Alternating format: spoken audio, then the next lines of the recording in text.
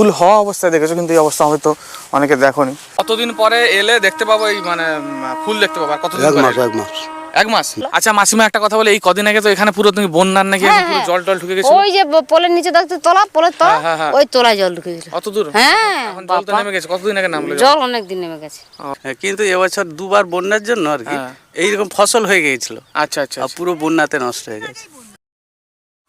তো hey guys, good morning, সবাই কেমন আছো? আশা করি সবাই খুব ভালো আছো।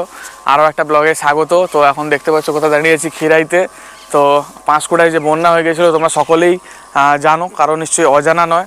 তো সেই বন্যার পরে আজকে আমরা এখন চলে এসেছি খিরাইতে, একটু অ্যাডভান্সই চলে এসেছি যে কেমন আছে এখন। তো সেই সব তোমাদেরকে দেখানোর জন্য এখন পৌঁছে গেছি খিরাই, আর জাস্ট নামলাম এখন খিরাই স্টেশনে। এখন যাব ওইদিকে, ফুলের বাগান কতটা কি আছে, বা বন্যার পরে কি পরিস্থিতি আছে, বা জল টল এখনও আছে কি না, সেই সমস্ত দেখার জন্য তোমাদেরকে দেখাবো বলে চলে